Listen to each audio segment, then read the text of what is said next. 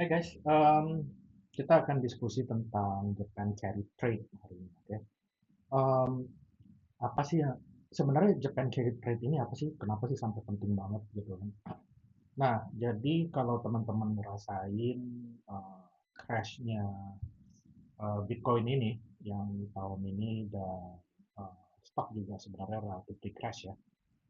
Kita ngomong semiconductor, semuanya ada crash. Em, itu sebenarnya dipengaruhi oleh Japan Carry Trade. Nah, Japan Carry Trade itu apa? Ya. Oke, jadi saya kalau teman-teman bisa lihat ke screen ini ya. Jadi sebenarnya gini, eh pun momen itu.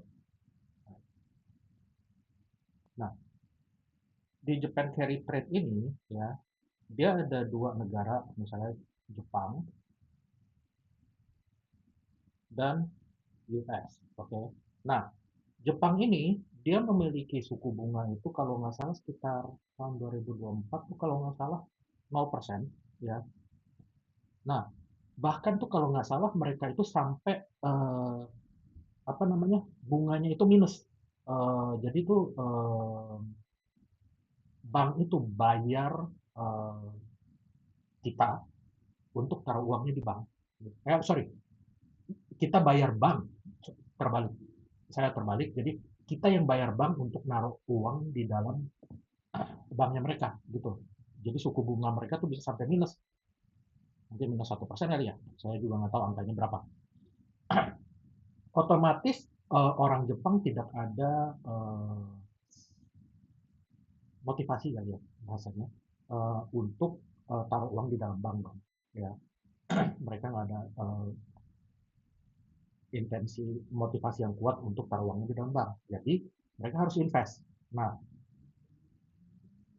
datanglah trader dari US. Oke, okay? Nah trader dari US itu kita ngomongnya ya, anggap aja kita ngomong bodoh aja ya, kita ngomong pakai SPY, itu kita ngomong bisa sekitar 15% selama 1 tahun. Oke, okay?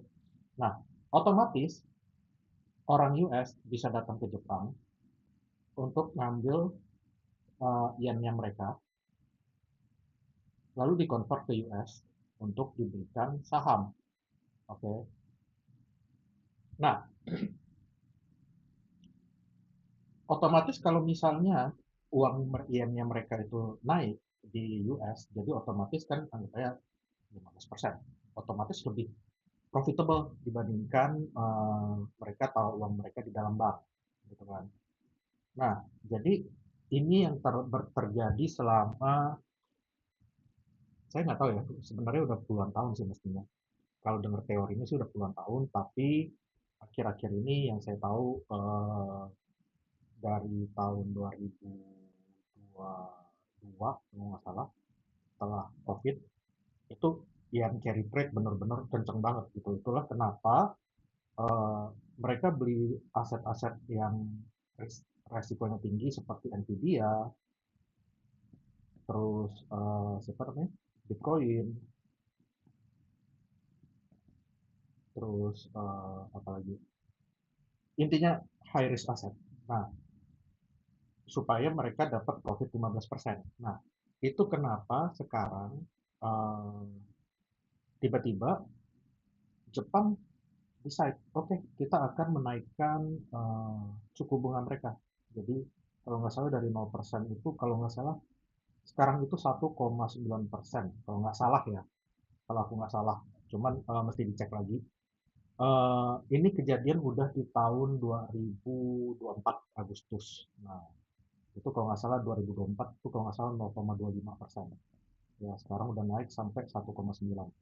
Nah, otomatis ketika suku bunganya itu naik, trader itu harus injek saham balik, injek uangnya kembali ke dalam yen supaya mereka nggak kena uh, apa namanya, bunga yang besar. Nah, terus kita mesti gimana habis ini, gitu kan? Sebenarnya simpel. Uh, Jujur saya udah bisnis ini selama 11 tahun, jadi udah kena asam garam yang lumayan ya. Jadi kayak begini-begini ya, selama kalian invest untuk long term akan lewat. Karena kenapa? Di tahun 2024, eh, saya pernah ngalamin hal ini, jadi kalau nggak salah itu sekitar portfolio saya jebol 50%, ya, karena saya pakai leverage lumayan gede. Nah, jadi teman-teman harus hati-hati, ya.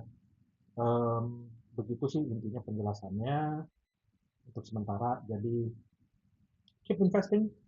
I'll see you guys next year.